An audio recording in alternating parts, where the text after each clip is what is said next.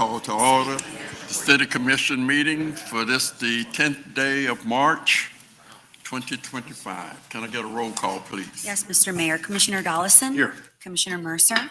Here. Commissioner Dantzler. Here. Mayor Pro Tem Yates. Here. And Mayor Birdsong. Here. We will have an invocation by Dr. Steve Harness of First Baptist Church, and we'll be led in the Pledge of Allegiance by Vanessa Castillo, MMC City Clerk. Stand if able, please. Shall we pray together? Dear Heavenly Father, Lord, we come and thank you so much, Lord, for hearing our prayer. Well, how blessed we are, Lord, to know that you listen to us and, Lord, you answer our prayers.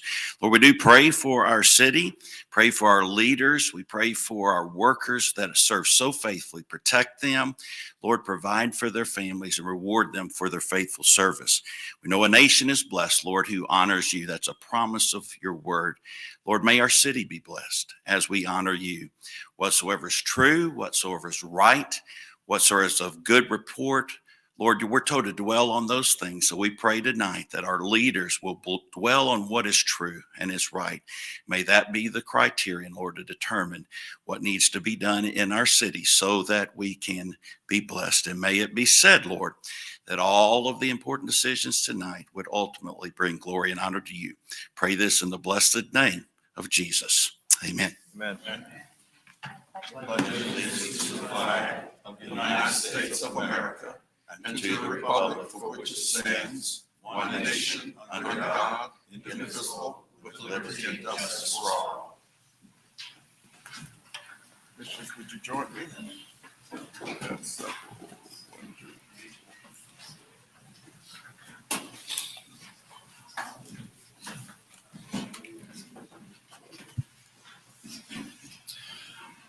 Honorable Mayor and Commissioners, we have three proclamations this evening. Our first one, item 5A, is for Development Disability Awareness Month.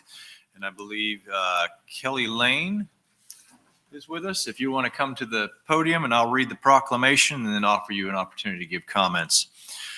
Whereas the Achievement Academy has been serving the community since 1955, beginning as a small organization started by a group of parents who saw a void in therapy services for children in the community.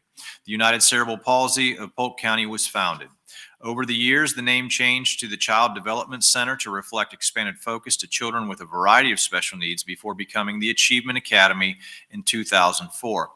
During the month of March, the Achievement Academy joins in the recognition of Developmental Disability Awareness Month, a national movement seeking to make it a reality that children and adults of all types are succeeding in their education as well as other aspects of life. And whereas through two distinct programs, the Birth to Three Early Intervention and the Exceptional Student Education, or ESE, Charter Pre-Kindergarten, the Achievement Academy serves more than 350 infants and children in Polk County each year. And whereas the highly skilled Birth to Three team provides in-home early intervention services to infants and toddlers throughout Polk County, working directly with the child and their caregiver to help children who are at risk for developmental delays achieve appropriate milestones. And whereas the ESE Charter Pre-Kindergarten team are experts in providing a quality education, individual therapies, and family support to children ages 18 months through 5 years who have one or more diagnosed challenges. Becoming a public charter school in 1997, Achievement Academy is one of the longest established charter schools in the state of Florida, with 157 children enrolled across 3 campuses. Whereas with early intervention, quality education, therapies, and family support, they strive to completely change the trajectory of a child's educational path, preparing them for a successful future. The mission at its core is based upon empowering children to achieve their own personal maximum potential in order to better prepare them for their education and their future. Now, therefore, Nathaniel J. Birdsong, Jr., Mayor of the City of Winter Haven, Florida, does hereby proclaim March 10th, 2025, as Development Disability Awareness Month in the City of Winter Haven. In witness whereof, he is here to set his hand and cause the seal of the City of Winter Haven, Florida, to be affixed this 10th day of March, 2025. Signed, Nathaniel J. Birdsong, Jr., Mayor. Attest, Vanessa Castillo, City Clerk. Thank you. If you want to offer any comments. Thank you very much. You heard a little bit about our Birth to Three program and our ESE pre-K program. So I will just add to that since the month of October 2024, we have received 41 referrals from Winter Haven residents, and we are honored. That was for our Birth to Three program. And we are honored to provide services to the families of those residents. Part of our job is advocacy. So I appreciate you taking the time tonight to recognize Developmental Disabilities Awareness Month. Thank you.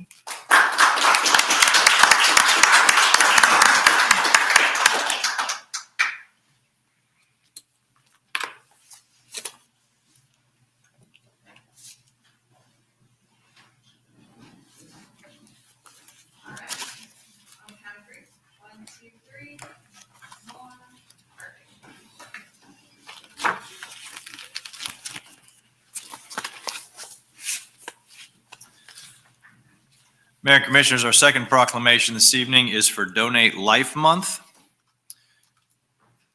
And Christine Daniels with LifeLink, I believe, is here for that.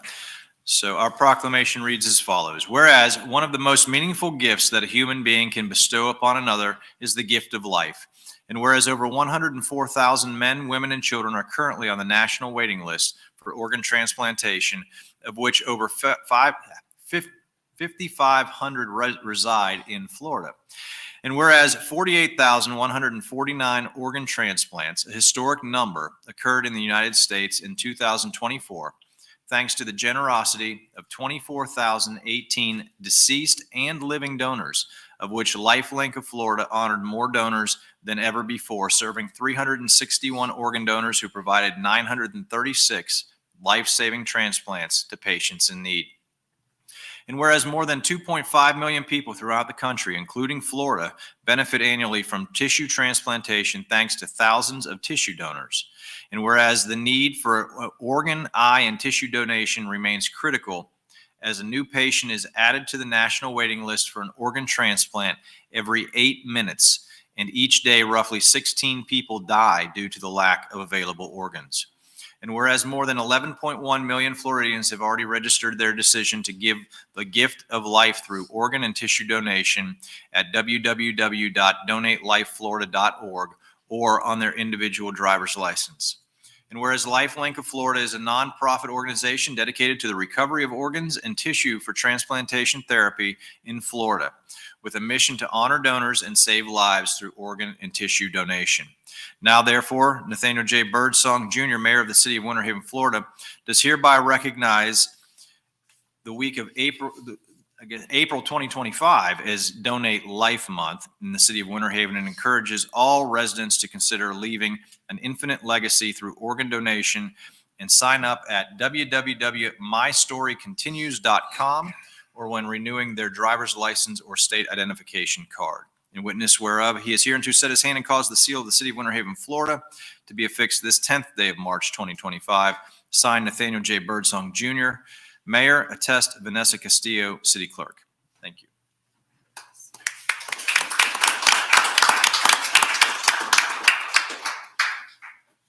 Thank you for having me this afternoon. I'm a donor mom. My son, Chris, became a donor in January of 2012. He saved 4 lives with 5 organs. I was able to stay with him in the hospital and up until his surgery to donate.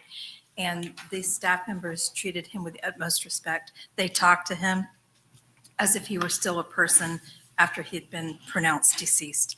So I am here to ask everyone to consider becoming a donor and possibly maybe volunteering as well. We need the volunteers. I could speak all night about my son and what Donate Life does and Tampa General, but I appreciate the opportunity. Thank you.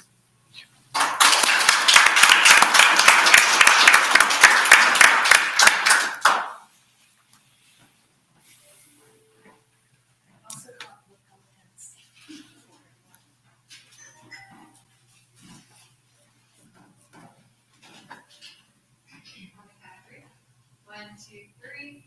One more.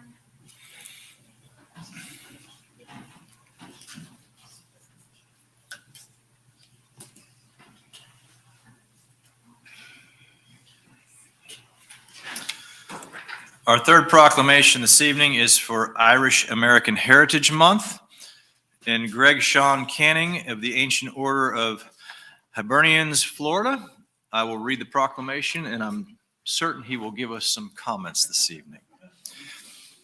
Whereas by 1776, nearly 300,000 Irish nationals had immigrated to the American colonies and played a crucial role in America's war for independence.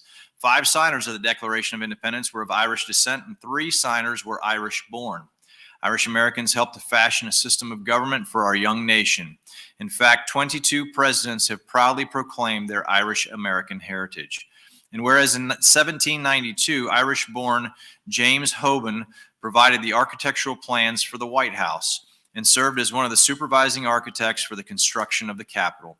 And whereas Irish-born Commodore John Barry was recognized by the United States Congress in September of 2002 as the first flag officer of the United States Navy, Commodore John Barry fought the last sea battle of the American Revolution off the coast of Florida. Whereas in 1813, Captain Oliver Perry, an Irish American, achieved a major naval victory in the Battle of Lake Erie.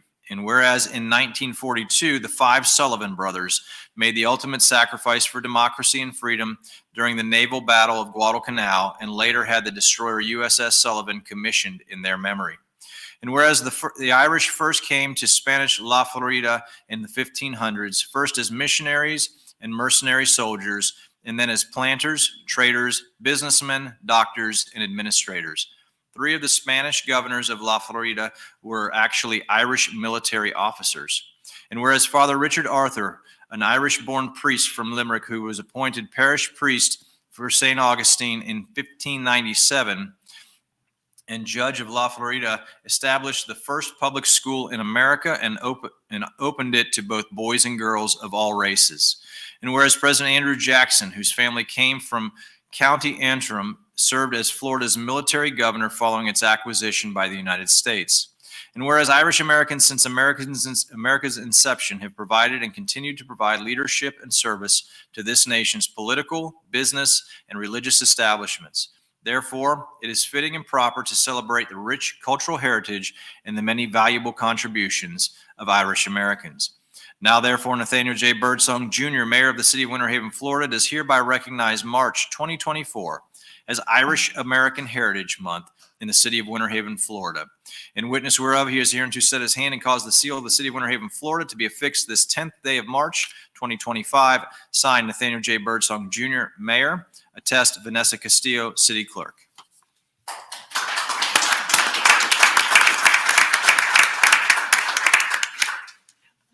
Thank you. Now the few words are coming. Mayor Birdsong, City Commissioners, ladies and gentlemen, Diarich Artranona, good evening. Once again, on behalf of the Irish American community in Florida and the Ancient Order of Hibernians, the oldest and largest Irish organization in the world, tracing our roots back to the 1500s as the Ribbon Societies, I would like to express my gratitude for your kind consideration in designating March as Irish American Heritage Month. St. Patrick's Day, March 17th, is without question the biggest celebration of a national day across the globe. Throughout American and Canadian cities in Ireland, the United Kingdom, Germany, Norway, Denmark, Australia, and New Zealand, South Korea, Japan, Nigeria, Grenada, and even on the Caribbean island of Montserrat, people will be celebrating this occasion and proclaiming themselves Irish for the day. This proclamation coincides with festivities that are currently underway as Irish Americans once again gather to celebrate their heritage throughout the state of Florida. During the month of March, Irish Floridians proudly reflect on the legacy of their Irish forebears, who have contributed significantly in the areas of education, business, sports, literature, science, engineering, medicine, law enforcement, and the arts. These are just some of the contributions that have been made, not only by the Irish, but by so many ethnic and racial groups who came to these United States from the four corners of the world and who have assisted in developing this great country of ours. As the current National AOH Deputy Secretary, the Florida State Secretary, past National Director for the Southern States, and past Florida State President of the Ancient Order of Hibernians, I would like to acknowledge the esteemed honor Mayor Birdsong and the City Commissioners have bestowed upon all Irish living within this community and the great state of Florida. Goramahagut, August, Lord Ella Podrick, Faye Honigwich. Thank you and have a blessed St. Patrick's Day. On the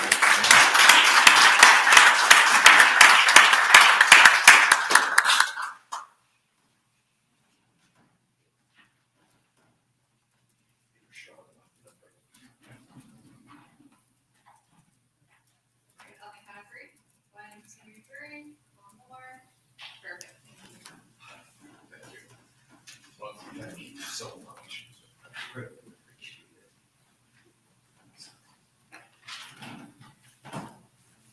Mayor, that concludes our proclamations for this evening. We do have one additional item under presentations.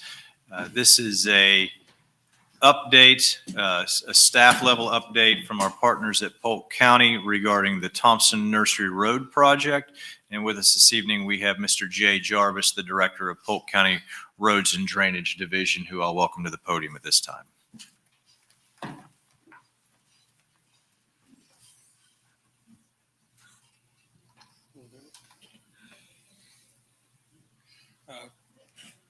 Good afternoon, Commissioners. Once again, Jay Jarvis, Roads and Drainage Director for Polk County. Just going to provide you a quick overview of where we are with the Thompson Nursery Road project. If you remember the last time I was here, or those who may not have been here, the project is really divided into two phases. There's phase one, which has 4 segments to it between Highway 17 and Eagle Lake and Westlake Ruby Road. Phase 2 goes from Westlake Ruby to Highway 27. So that's kind of the way I'm going to approach going through the slides. What you see before you in the presentation is what we call segment 1 of phase 1, from Highway 17 to Rifle Range Road or Snively Avenue. Is the alignment that was actually adopted back in the mid 2007, 2008 period by the Board of County Commissioners. And so what we did with this project is, as funding became available, we pulled it off the shelf and updated it, and are updating it.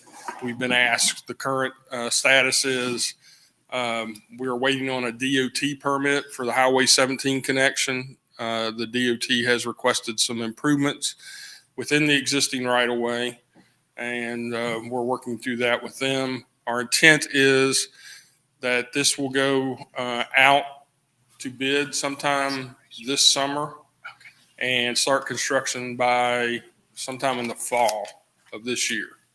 So that segment would be from 17 pretty much to just the other side of where that stoplight is, and where it ties back into the existing Rifle Range Road, and then it'll transition down.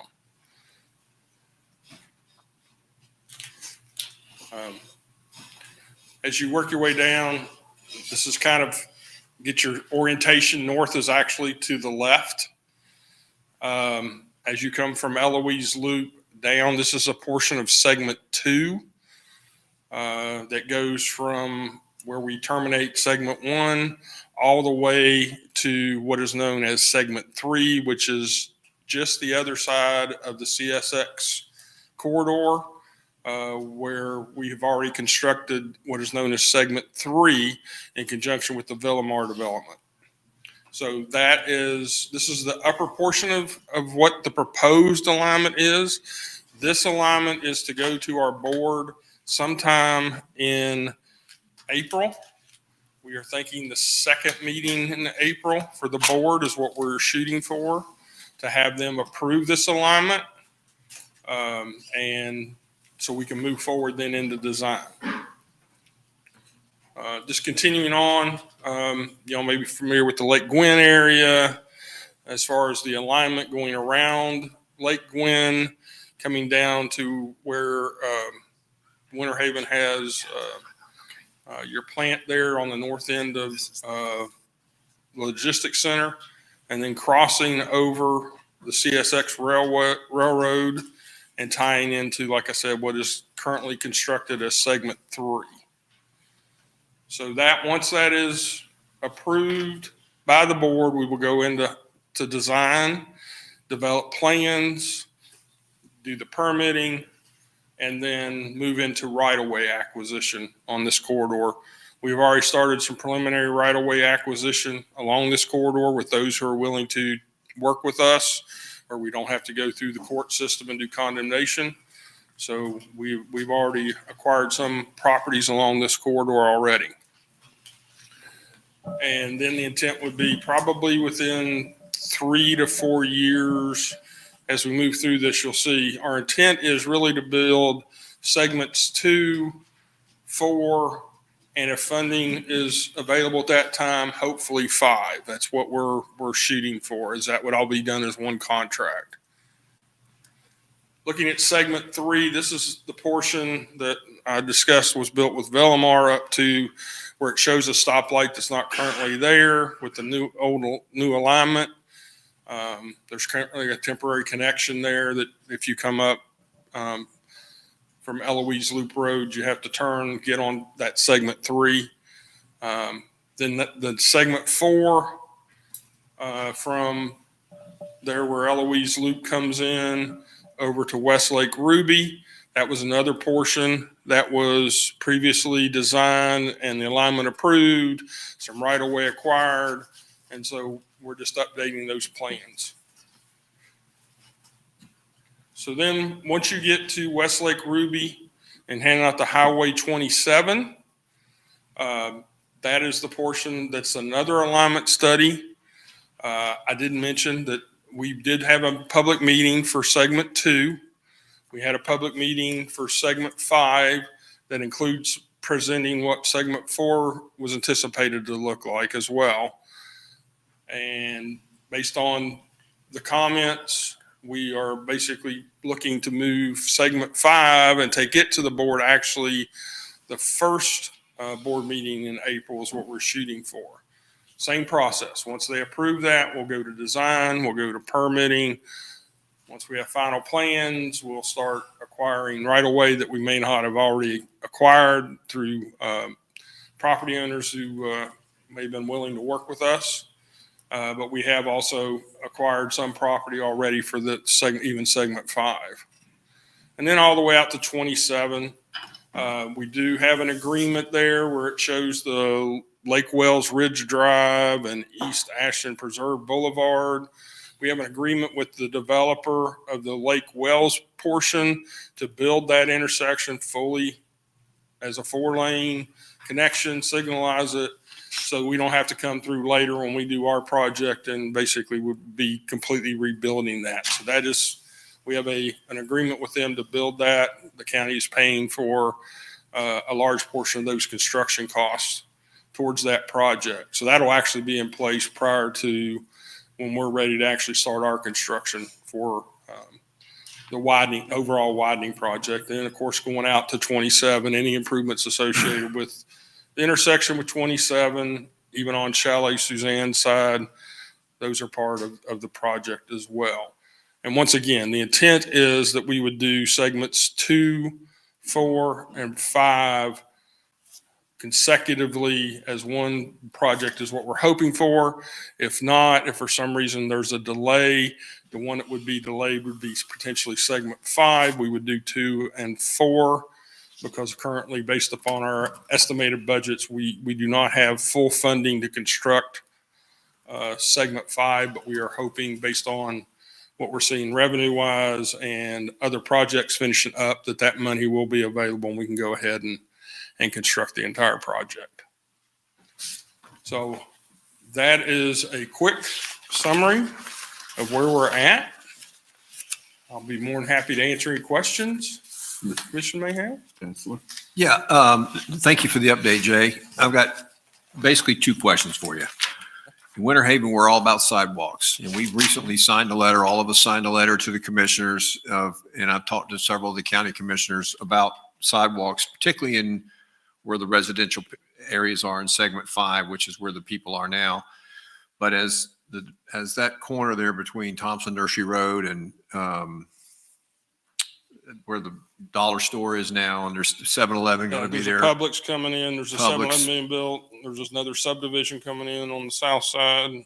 Yeah, there's going to be more and more. I live out that way, so I see the people walking up and down out there now in the grass. There's going to be more and more walkers. It's just a matter of fact before that happens.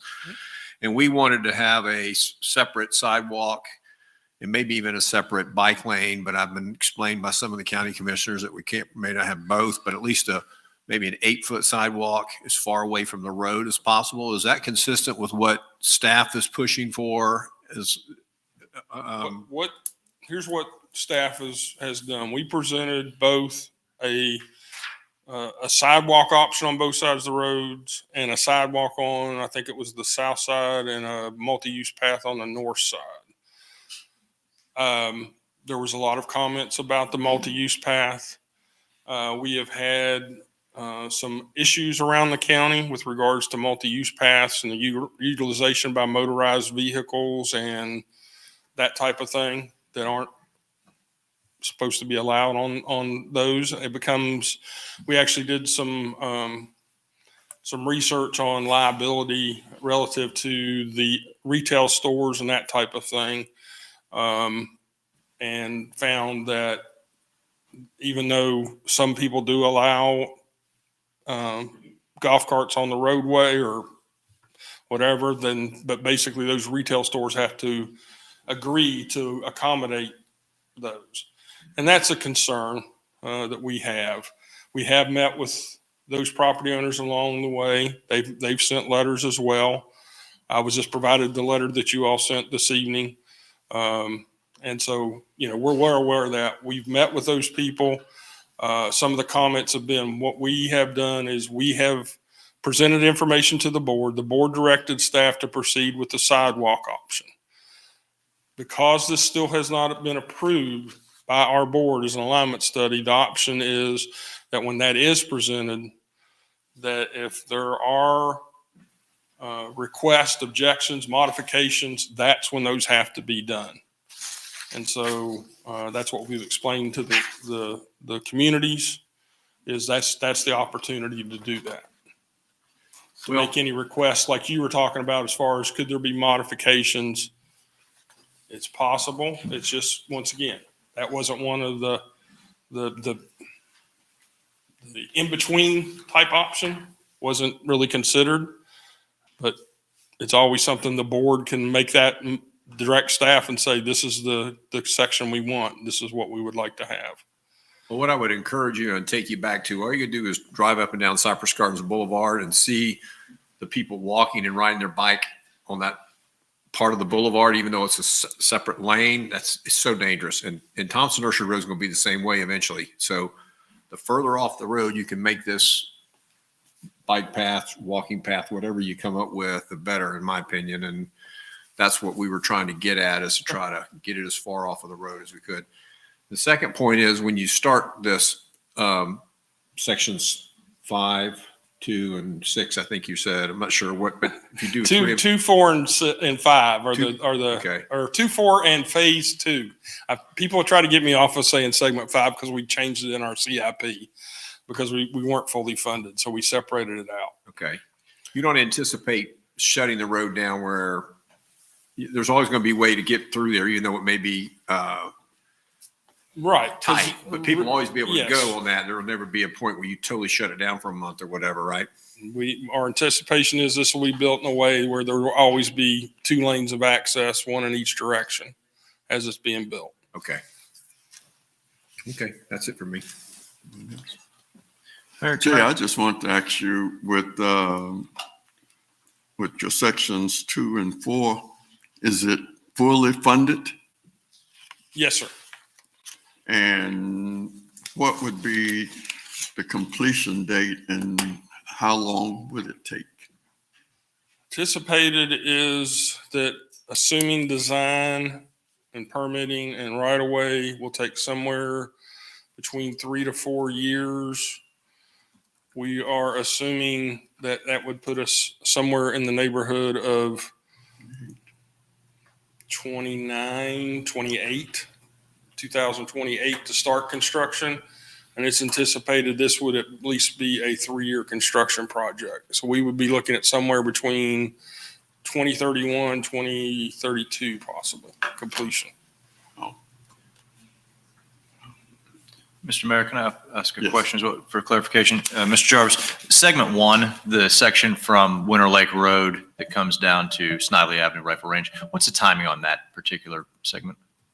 That one, we intend to go out to construction or out to bid this summer and move into construction in the fall.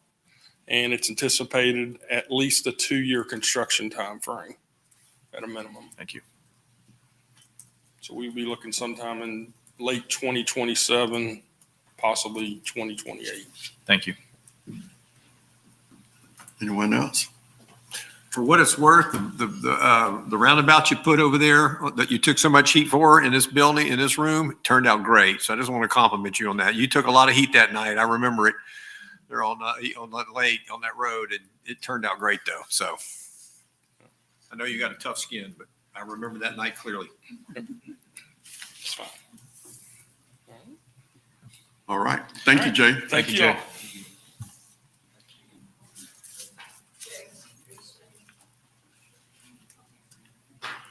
All right, we have no developments of note. Commissioners, you have the minutes. Mr. Mayor, Yes, motion to approve 2 sets of minutes from February 19th, 2025, City Commission Agenda Review Meeting, and the February 24th, 2025 regular City Commission meeting minutes. thank you. I will now close the commission meeting, open the public hearing. Anyone wishing to speak to these minutes may do so at this time. Seeing none, I'll close the public hearing, reopen the city commission meeting. Is there any discussion? All those in favor say aye. Aye. Opposed is by the same sign. Hearing none, the minutes are adopted. Okay, so now we have comments from the audience. Did Jay leave? Yes. Because 2 of these wanted to speak to that particular item. And could you see if he's still there? Because, wow.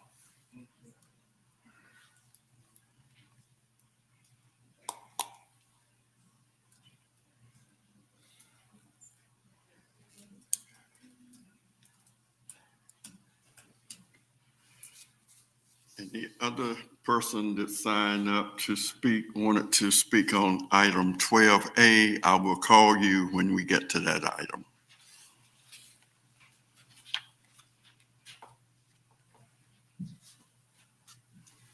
Well, so you can come and still speak to us if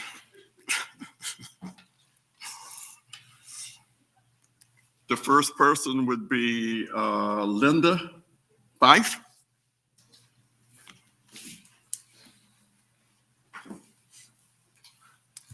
Thank you.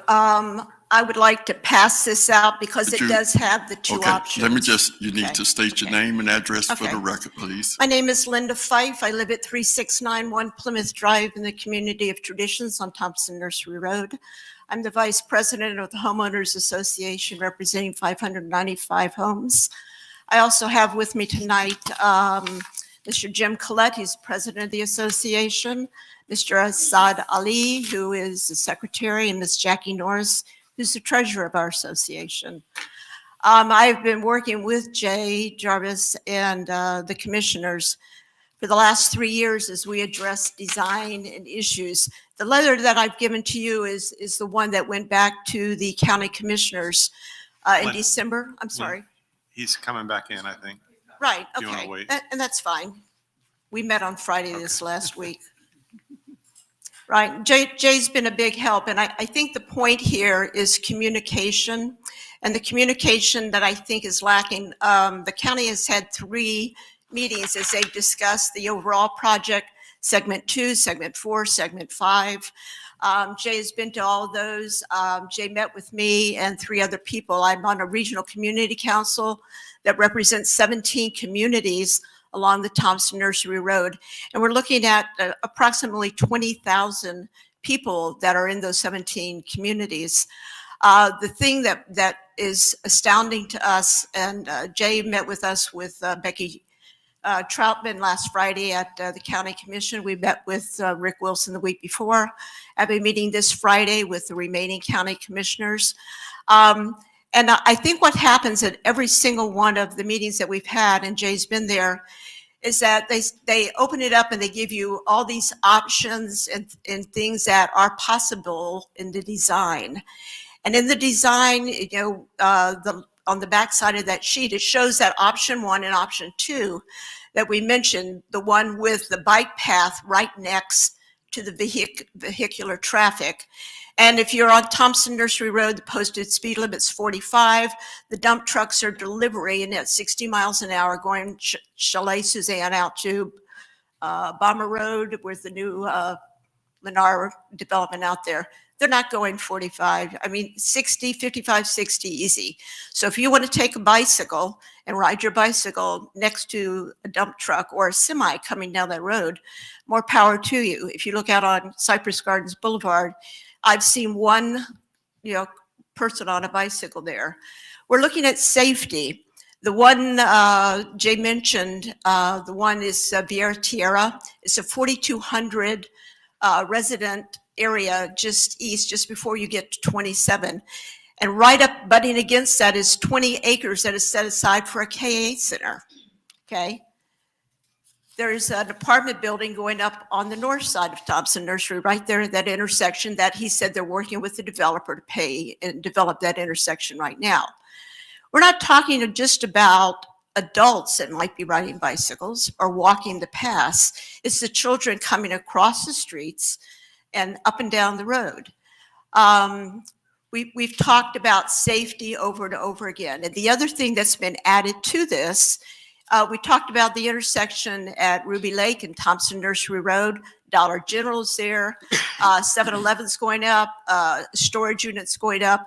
The Latigo Group last year at this time, when I spoke with you all, Latigo Group was getting ready to put up 400 units of multifamily units. We're not talking about just Lake Ashton and Traditions that have 55 and older. We're talking about families on bicycles. We're talking about people with disabilities. So a 6-foot sidewalk doesn't do the job. We've been meeting with the county and Jay talking about a multi-use or a shared path. It's a safety issue. So right there at that corner, and the other issue that's come up with us at Traditions is the Publix is going up on that 10 acres that is connected to our side of the road there. And that Publix is going to have a liquor store. It's going to have 6 more adjoining stores, and there's 2 out parcels, restaurants, other convenience stores right there. And the other thing that we've pushed with Jay at this point and looking ahead is a traffic signal. There is no way, there is no place, and the county has given Publix permission to cut across with no light their delivery trucks to make a left-hand turn out of Publix to go back to 27. Please reconsider, stay on top of the county. Let's do the right thing for everybody in our community and the residents of Winter Haven. Thank you. Thank you. All right, next person is James Collette. Could you state your name and address for the record? You have James 5 Collette, I'm minutes. at 2920 Woodward Lane. I am the president of the HOA and Traditions. Thank you, Mr. Mayor. Thank you, City Commissioners. I only have one focus. I've heard some of what Jay Jarvis has said. Linda does a great job at staying on top of it, and I've been to a couple of the presentations. At the one presentation I went to, I spoke to one of the people there and asked him about traffic light at Traditions. And he was pretty clear that he said his job is to move vehicles and they don't want to impose a traffic light. So I just want you to just consider this. Linda covered Publix, Dollar General, all the new developments going up there. We've got people crossing now 2 lanes with 2 turn lanes. Now we're going to be crossing 4 lanes with turn lanes. So a good example of where the Dunkin' Donuts is up on Cypress Garden, where they just put the new traffic light and just started operating that. We're going to have people crossing that.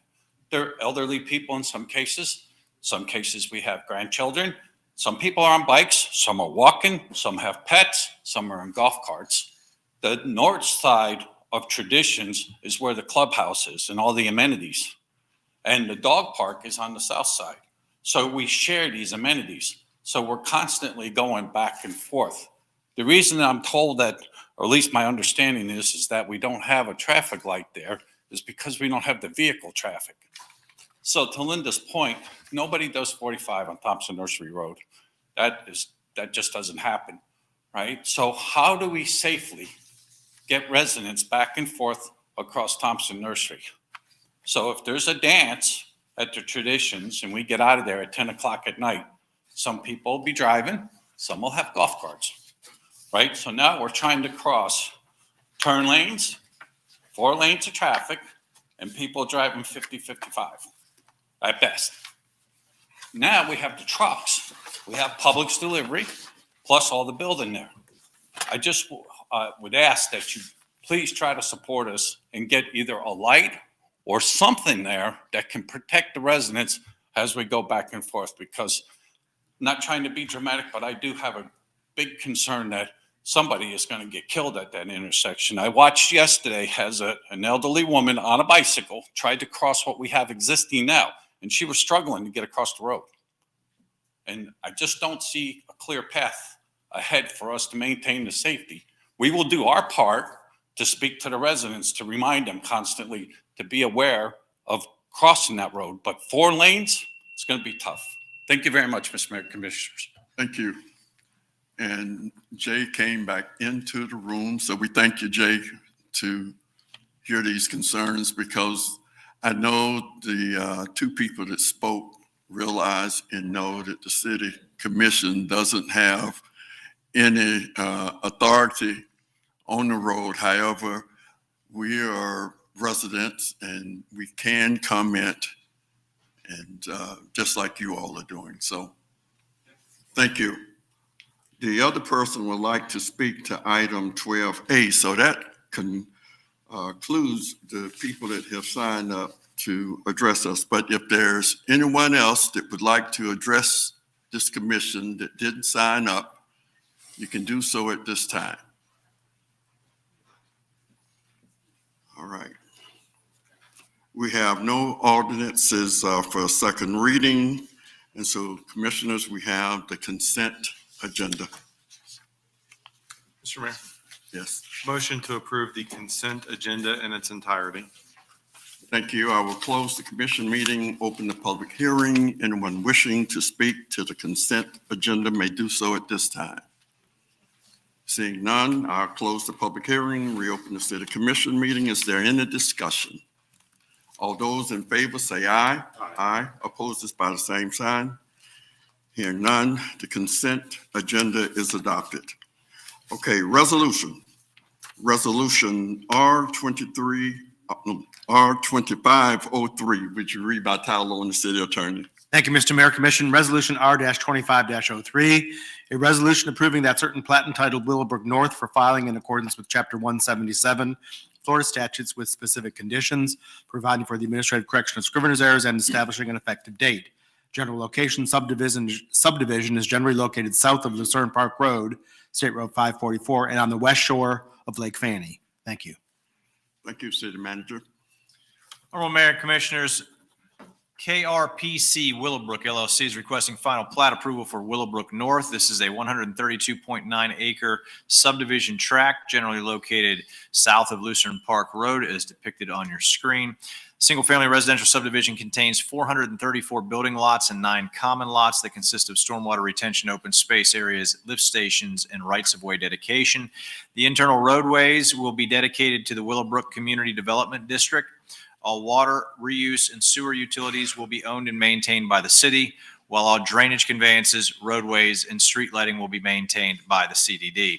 Performance bond issued by Lexon Insurance Company in the amount of $7,235,221.79 has been submitted to the city to cover the cost of the remaining infrastructure items to be completed, which include earthwork, sanitary sewer, potable water, stormwater management, and engineering certification.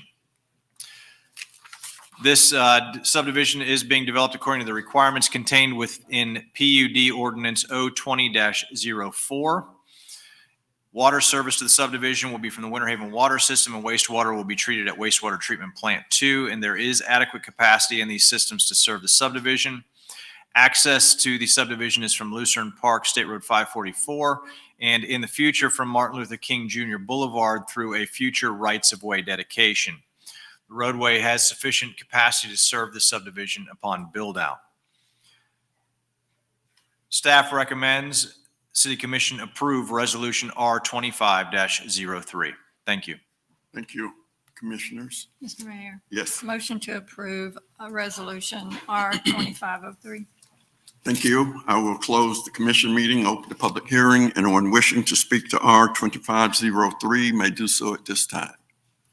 Seeing none, close the public hearing, reopen the city commission meeting. Is there any discussion?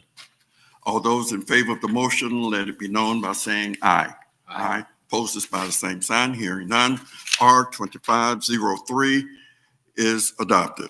Resolution R2509 would read by title only, City Attorney. Thank you, Mr. Mayor. Resolution number R-25-09, a resolution of the City Commission of the City of Winter Haven, Florida, approving a public transportation grant agreement between the City of Winter Haven and the Florida Department of Transportation, FDOT, under contract number G3982 and financial project number 451-944-1-94-01 for funding for the replacement of the rotating beacon project at the Winter Haven Regional Airport Gilbert Field, and authorizing the city manager and appropriate city officials to execute said agreement and to take all of the necessary actions regarding said project and agreements related thereto, providing for severability, conflicts, and an effective date. Thank you.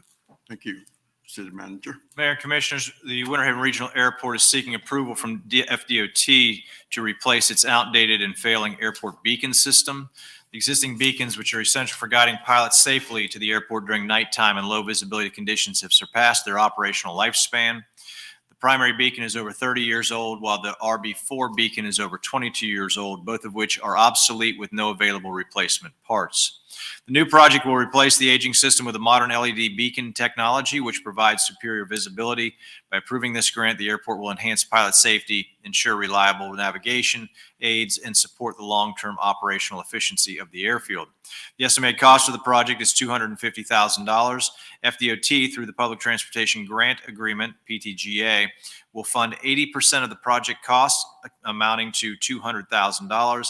The city is responsible for the remaining 20%, or $50,000. While these matching funds were not included in the city's current budget, they are available within the other capital improvements due to other projects coming in under budget. What you have displayed on your screen, you may recall from our discussion with our airport director, Troy Heidel, the other day about how the difficulties we encounter when we have to maintain and service that beacon. You can see here how this one tilts down to bring it down to the ground, so we can do that without the need of additional lifting aids to perform necessary maintenance. Staff does recommend the City Commission approve Resolution R25-09 and authorize the city manager to execute the subject grant agreement with the Florida Department of Transportation and take all other necessary actions incidental to the implementation of same. Thank you. Thank you, Commissioners. Mr. Mayor, Yes, motion to approve Resolution R2509. thank you. I will close the commission meeting, open the public hearing. Anyone wishing to speak to R2509 may do so at this time. Seeing none, close the public hearing, reopen the city commission meeting. Is there any discussion? All those in favor of the motion, let it be known by saying aye. Aye. Opposes by the same sign. Hearing none, Resolution R 2509 is adopted. Resolution R 25-12. Would you read by title only, City Attorney? Thank you, Mr. Mayor. Resolution R-25-12, a resolution approving that certain plat entitled Crescent Point for filing in accordance with Chapter 177 Florida statutes with specific conditions, providing for the administrative correction of scrivener's errors and establishing an effective date. General location, subdivision is generally located west of Highway 653 and south of Crescent Loop Road. Thank you. Thank you, City Manager. Mayor and Commissioners, GE Investments of Polk LLC is requesting final plat approval for the Crescent Point subdivision. This is a 22.5 acre subdivision that includes 37 building lots and 3 common lots that consist of stormwater retention, open space areas, lift stations, and rights-of-way dedication. Internal roadways are contained within 50-foot rights-of-way and will be dedicated to the City of Winter Haven. All water reuse and sewer utilities will be owned and maintained by the city, while all drainage conveyances and stormwater management areas will be maintained by the HOA.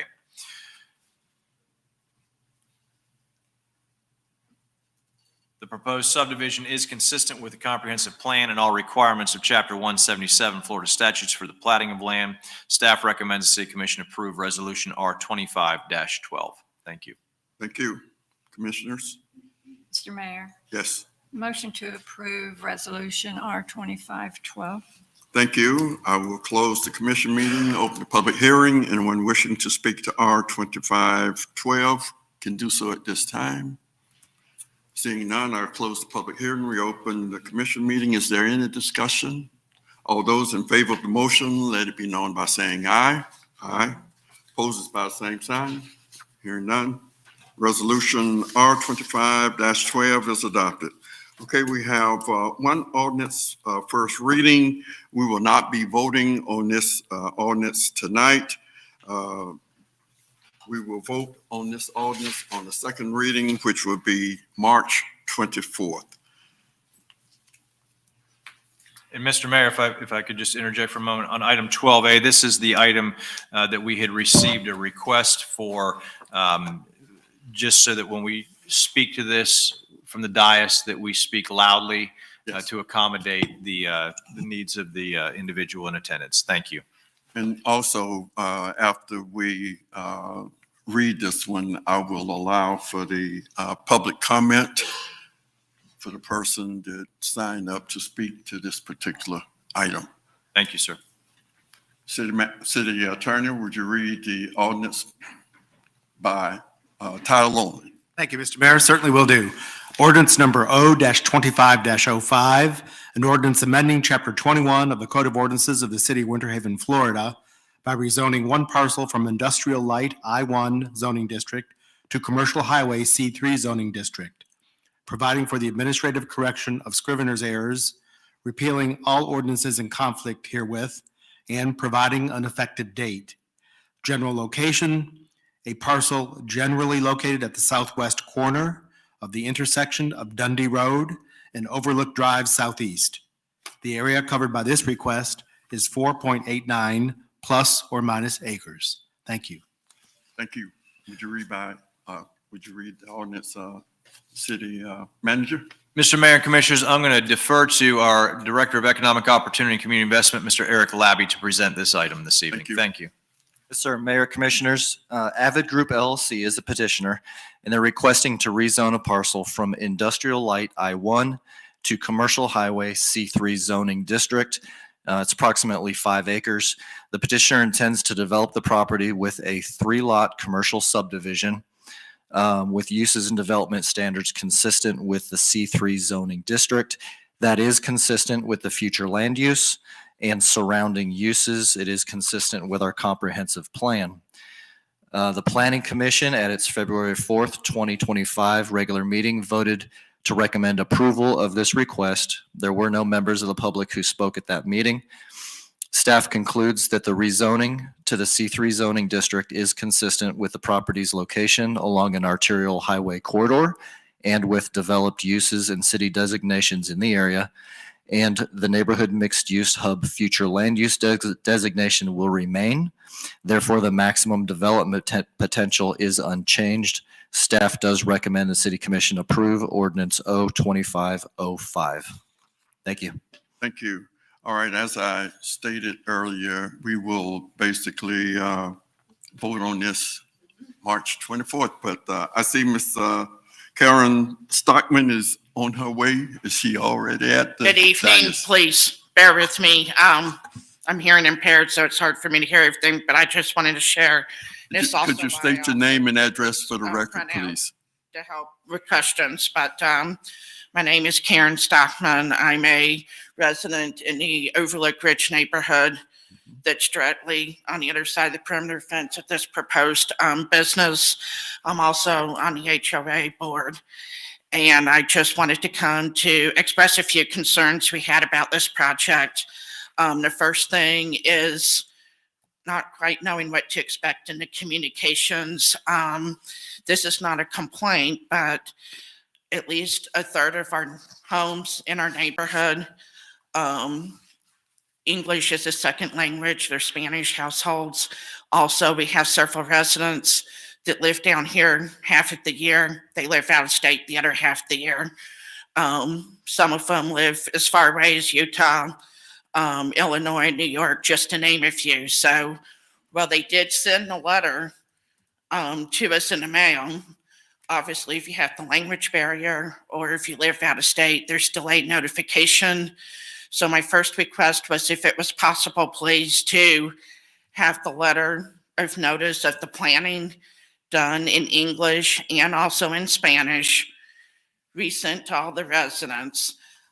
Being on the HOA board, I know that we have email addresses for all of the 52 homes in the Overlook Ridge neighborhood.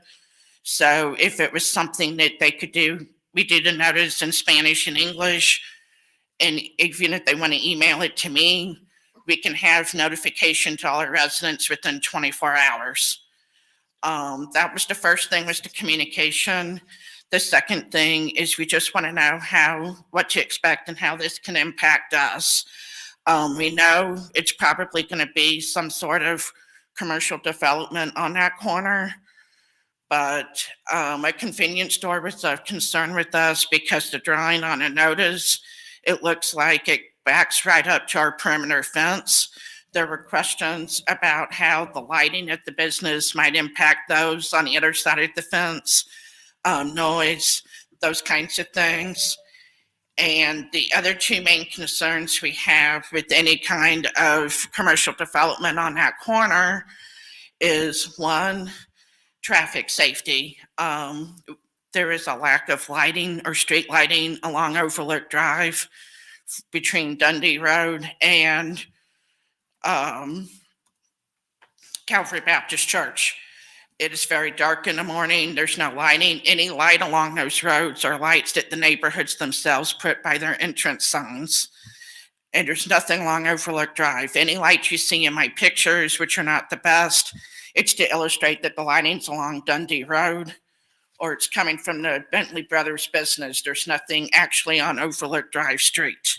And we have bus stops. There's 3 different bus stops in that area. Our neighborhood is one that we have 5 different schools picking up kids as early as 6 o'clock in the morning for our high schoolers at Winter Haven High School, and as late as 9:30 in the morning for charter schools. And they're coming home between 3 and 5 p.m. The other thing was the lack of signage. And I have a request pending. I did it initially by mistake to the Winter Haven Police Department. It's now pending Polk County Sheriff's Department to document the number of accidents at that intersection of Overlook Drive and Dundee Road. The traffic light helps. Having been there before the traffic light was installed, the traffic light is a huge improvement, but we're still having a lot of fender benders. And any business on that corner with additional turn-ins and people turning different ways if they missed a turn is just going to add to confusion without clear signage. We also have a lot of people driving as fast as 60, 70 miles an hour along Dundee Road. Some of them have gotten as fast as 50, 60 along Overlook Drive till they get to the part with Calvary Baptist Church, and it starts to slow down because it's clearly marked after Calvary Baptist Church. So traffic safety was also a concern. And the last concern was just all the different laws, Florida laws on the law books regarding convenience stores. I'm not saying there's anything wrong with convenience stores, but one, we already have 3 convenience stores in half a mile to a mile radius around us that I marked on the map. The other thing is there's laws requiring employee and customer safety where they require their employees to, just real quick, take training safety for robberies and stuff. There's statutes for sentence enhancements because of drug activity around convenience stores. We just have concerns about this literally in our backyard. And if we could just get better communication so people could communicate, even those remotely, please. Thank you.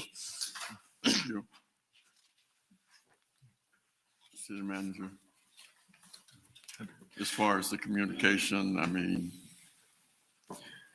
So it's my understanding that our communication out on that, it goes to the physical addresses within the radius that we send those. If they're part-time residents, if the mail's not forwarded, they're not going to see that, obviously. But our approach to communication is what we're required to do by statute, by law, to make sure that our residents are informed there. And I don't, Eric, I don't know if we have anything beyond that we're doing in that regard. No, sir, you're right. We notice, according to Florida law, we have explored in the past the option of trying to provide something in Spanish, and with our planning commission notices, we hadn't done that. To date, I would say that's something we could explore again, but we do notice according to Florida law. And then the other thing I would just note is, and certainly, appreciate Karen's comments and concerns raised there. I think, certainly I recognize where she's coming from with that. This parcel is currently zoned as industrial light. So this is somewhat of a down zoning to go to the commercial highway C3 to achieve it mitigates some of the impacts certainly that could come from an industrial development there. So I think that, while I don't want to diminish our concerns in any way, I think that the proposed development of that site or the rezoning of it certainly presents less concerns than it would be if it were to be developed as an industrial site. Thank you. All right. We have no more. There's one more. We do have one more. 02513. Would you read by title on the city attorney? Thank you, Mr. Mayor. Ordinance number O-25-13, an ordinance an ordinance adding a new section 15-290 of Article Roman numeral 7, Chapter 15 of the Code of Ordinances of the City of Winter Haven, Florida, regarding prohibiting smoking and vaping in public parks and public beaches owned and or leased by the City of Winter Haven, Florida, making findings, providing for exceptions and enforcement, providing for definitions, codification, the administrative correction of scrivener's errors, severability and a repeal of conflicting ordinances and resolutions, and providing for an effective date. Thank you. Thank you. City Manager. Mayor and Commissioners, Florida statutes expressly authorizes cities to adopt and enforce restrictions as to the smoking within boundaries of any public park and or public beaches that the city owns and or leases, and to further restrict smoking within the boundaries of public parks or public beaches that are within a municipality's jurisdiction but that may be owned by the county. The Board of County Commissioners of Polk County adopted a similar ordinance prohibiting smoking and vaping in public parks owned or leased by Polk County via their adoption of County Ordinance 2023-068.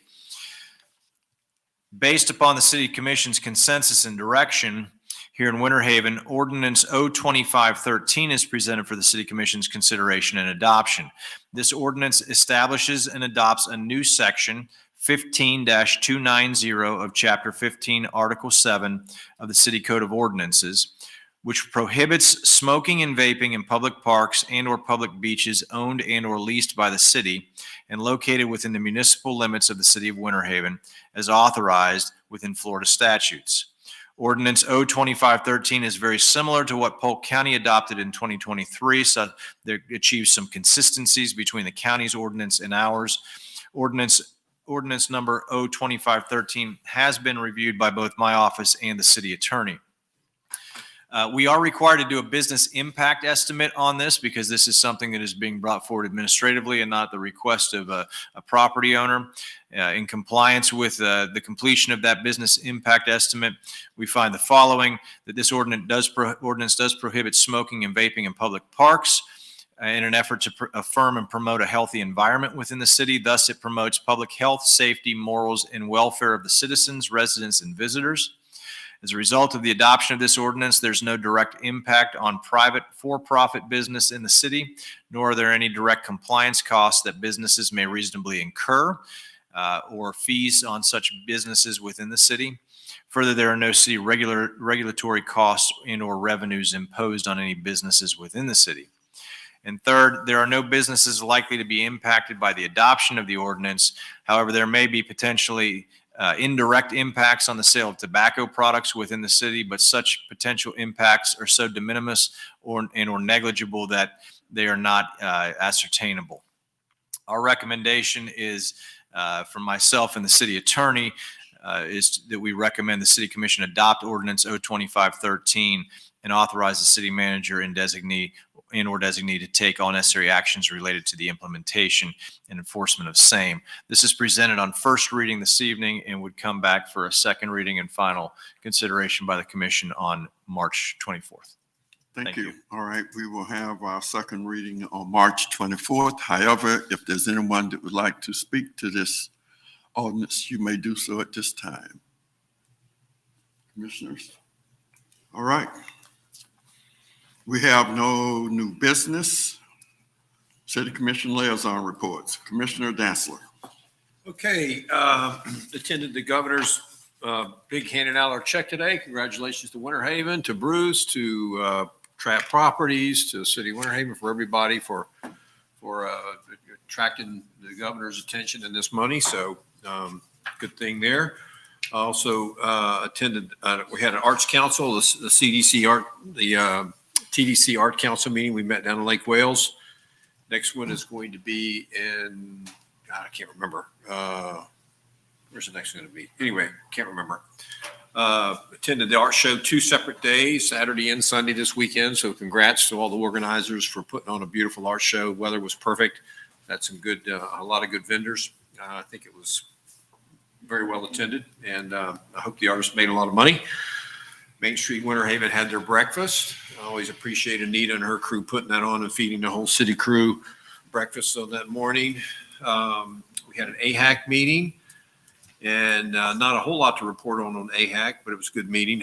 We had a quorum, which for a while was a problem, but not anymore. We got that committee dialed in. Went to the Russ Mat opening and saw the mayor throw the first pitch. I think it was a throw. I know he got pretty close. So, but no, it was good.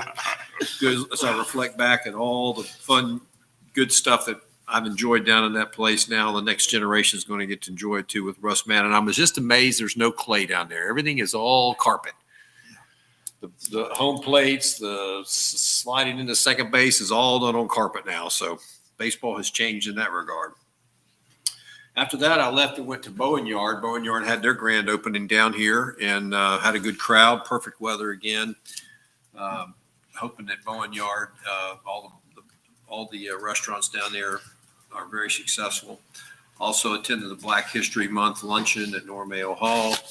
And last but not least, we had a TDC meeting just this past week, and nothing really to report from the TDC meeting. A lot of ordinary business that we covered, and that's it. All right. Thank you. Commissioner Mercer.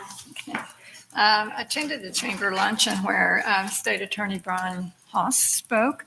The PRWC Southeast Well and Water Production Facility, they had a grand opening.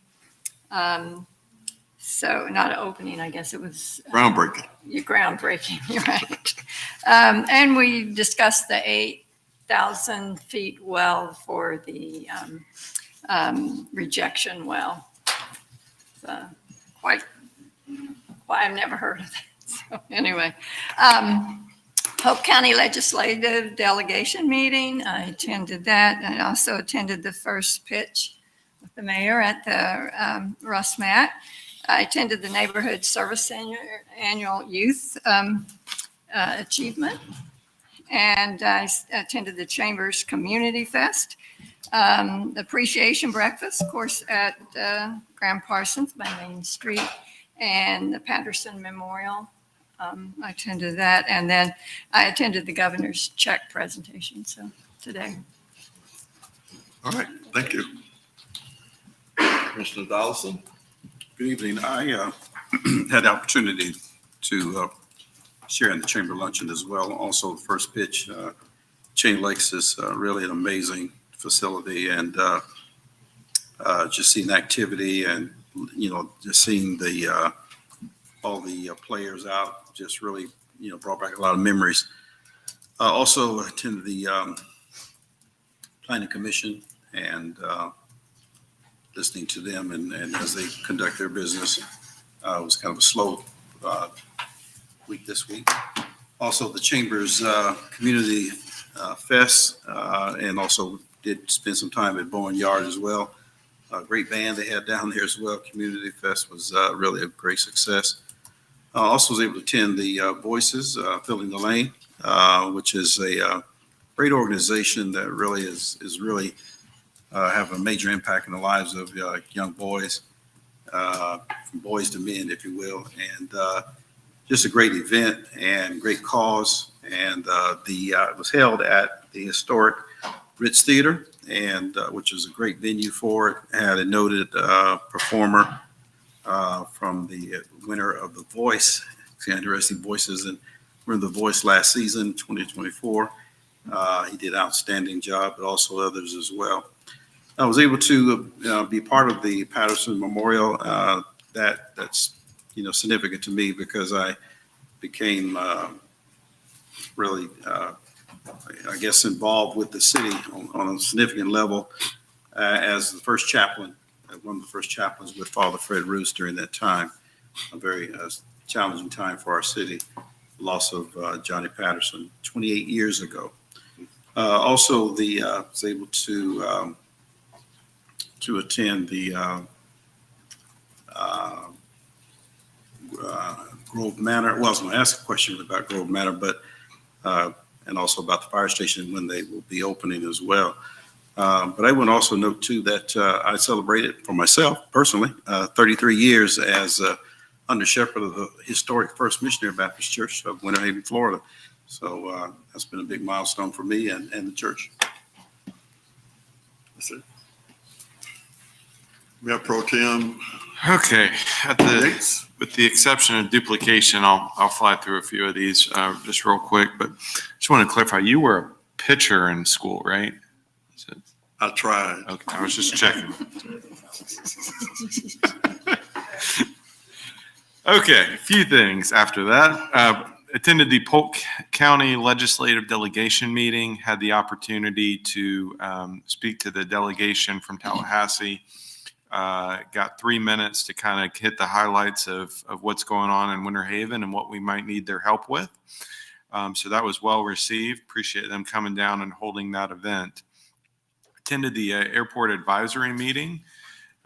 There again, main concern from a lot of the pilots out there is having that dedicated frequency, which of course we'll be advocating here soon with our constituents in DC. Attended the Johnny Patterson Memorial as well. Also had the chance today to attend the ribbon cutting for the Jarrett Gordon Ford Lincoln of Winter Haven. Brand new dealership out there. Great, beautiful, beautiful cars. Nothing I can afford, but really nice stuff. And they did a great job out there at that facility, and great job to the chamber on putting that on. Art show, attended that. Attended the first pitch event. Attended and just those fields are absolutely amazing. I think I put some pictures out there on social media, and of course I got complaints, and I'm like, how are you complaining about something that's this beautiful? And so one thing is that, yeah, it's probably going to be hotter, but man, being right on the lake, you're going to get a nice breeze coming off of Lake Lulu. And that's just going to be a crown jewel for players to play at for years to come. And so I'm just so proud of that facility and all the staff that really just moved mountains to get that done and get it done on time for the ResMat tournament. So awesome job. Also attended the Bowen Yard ribbon cutting. Had some Ripples ice cream. That stuff was pretty good. Just a couple scoops or 3. Attended the Black History Luncheon. Attended the Community Fest as well. And gosh, there was something else. I missed it, but oh well. But it's just an honor to continue to serve up here and go to all these great events for the city of Winter Haven. And we are just so blessed to live in Winter Haven, and no place I'd rather be. So just love it here. All right, That's thank all. you. Well, I had quite a few events since our last meeting, but since some of them are repeats from what has already been said, I'm going to go through them real quick. The first one was the groundbreaking for the PRWC, and basically the significance of that is that the level that the city of Winter Haven pumps its water from the aquifer is going to be capped at this year's levels. And so our growth past what we are able to satisfy will have to come from the from this particular well. And however, the good news is that we're not at our pumping capacity yet, so we got some time. Attended the Polk State Soul Food Feast, where our own Commissioner Dollison was the speaker, and he did a good job. Attended the Black Caucus of Local Elected Officials in Orlando, and now to this first pitch. I did my best, you all, but I did not get it to the plate without a bounce. It did get to the plate, but it bounced. But I actually talked to the director of ResMat because I did play baseball. I played at baseball. And I was asking him about the clay and the synthetic turf. And what he said to me is that the college level baseball, it's regulated, and that's good. And even the aluminum bats, you know, because all of this stuff you don't have when you go to the major leagues. Of course, Commissioner Dantzler knows all about that, but the fields are simply magnificent. Attended the Neighborhood Service Center's first youth empowerment, and it was good. A lot of youth were there. And Main Street employee breakfast, the food was just outstanding. I mean, it was good. And they had some dishes that you don't get on a normal basis. So it was outstanding. Winter Haven EDC meeting, attended that. And the speaker was the new CEO director for Legoland. And one of the things that she said that is a concern for their growth is the roads and the traffic from Orlando to Winter Haven. So that is really a concern.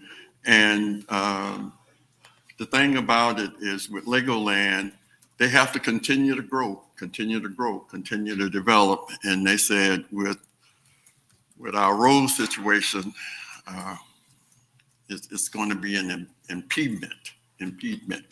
So, but at any rate, we're working on that too. Patterson Memorial, I always like to attend that. And it's a sobering reminder that the jobs of policemen is they're actually putting their lives on the line. So you never know what's going to happen. And so 28 years ago, a city of Winter Haven policeman was actually killed on the job. And so that reminds us that no matter what, we see them and we look and we think, but the policemen are really putting their lives on the line, protecting us as a community. All right, the next thing, the governor, you see the check. And that was for a rail spur out at the ILC, and $1.5 million. We're glad to know that we got it. And he did touch on a few other things about the traffic on I-4 and the lanes that are going, the additional lanes that are going to be added to I-4 in Polk County, and that it's being fast tracked. And so, you know, I'm really happy about that. You heard what was Jay Jarvis said about what they're doing. It takes a long time to get road work done. And so I just hope that they can get it done in the next couple of years, but keep our fingers crossed.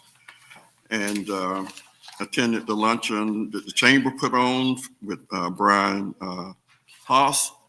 And that's pretty much it. One other thing that Why don't you congratulate the girls' basketball team? yes, that's what I was going to do with you. I see what you slip off without it. Yeah, no, I got my medallion. This is from the Winter Haven girls basketball team.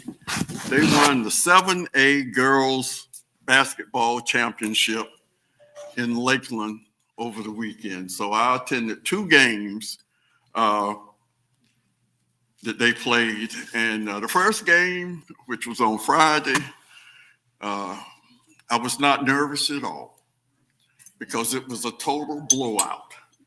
But this game, they only won by 3. And so I almost had a heart attack, but I'm still here. And so that was really a good game. And the girls basketball team, the team that they beat, basically last year, they lost to this team by 3 points last year. And this year, they beat them by 3 points.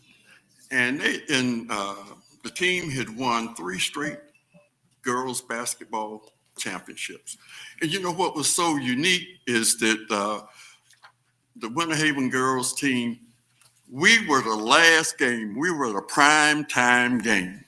Normally, the boys game is the prime time game. But this time they let us, our girls, we were the prime time game. And I have a t-shirt too that they gave me that said basketball champions, and I couldn't put that on until we had won. But once we won it, I put it on. And finally, the only other thing that I attended, it was a press conference that was put on by the police department in relationship to incident that happened with our police department. And that's it.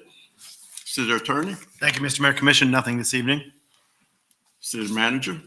Mayor and Commissioners, if you'll afford me just a few minutes, I'd like to have Public Affairs and Communications Director Katrina Hill give you a quick briefing for our agenda for the remainder, for the next 2 days, I should say. We will be traveling, all the commission, along with members of my leadership team, to Tallahassee tomorrow, returning to Winter Haven, most of us on Thursday, some perhaps on Wednesday. And this is for our annual legislative junket to speak with our Polk County delegation and also participate alongside all of the other municipalities and county officials for Polk County Day. So Katrina, if you could just go through that agenda briefly, I would appreciate it. Sure. So tomorrow's a travel day. We'll all be headed up to Tallahassee to check in. Staff will be attending a Senate Community Affairs Committee meeting at 4 o'clock tomorrow afternoon. You all are welcome to join us if you're in Tallahassee. There are a few bills that are important to us on that committee agenda, including one regarding CRAs, one on emergency preparedness and response, and one on building permits for single-family dwellings. From there, you also have the option of attending the PRWC reception at 5 o'clock that evening. We will then regroup Wednesday morning at 8:15 at the Governor's Club. Representative Albert will be joining us there, and we'll also get updates from some of our lobbyists. We'll have pastries and coffee available to you. From there, we'll be joining our other member cities of the Ridge League of Cities for an update at the Florida League of Cities, and get an update from their team on everything going on in Tallahassee. 10:45 a.m., we're going to be able to meet with Senator Albritton. We'll then go over to Representative Kennedy and also Representative Tomko. Still working to see if we can secure a time with Representative Kinkard Johnson. We'll have the Polk County Day Luncheon at noon. And then in the afternoon, there's a variety of committees that may be of interest from 1 to 4. Their agendas have not yet been published, but as soon as we know what's on those, we will let you know what bills may be of interest to attend those various committees. The Senate is also in session at 3, so it may make sense for us to visit that. And then the Polk County Day reception up on the 12th floor at 5 p.m.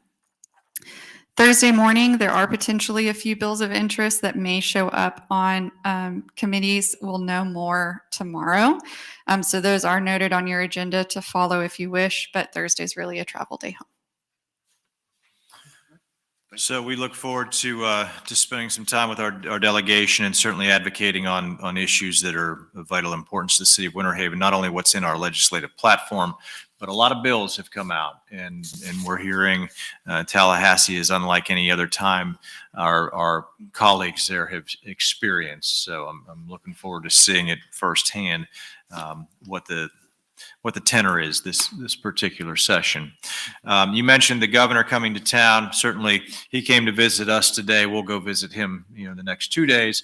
But we're grateful to be able to receive that check for $1.5 million. I do want to thank Bruce and his leadership on behalf of the EDC, but also Eric Labius, who prepared that grant that we got submitted, and we couldn't do it without Eric's leadership in navigating that and keeping us on task. Beyond that, I wish you all safe travels and look forward to seeing you in the most beautiful place outside of Winter Haven, Tallahassee, Florida. Assistant City Manager, Nothing this evening, sir. Thank you. City Clerk, Nothing this evening. Deputy City Clerk. Emergency matters not received for the agenda. Motion to adjourn. We stand adjourned.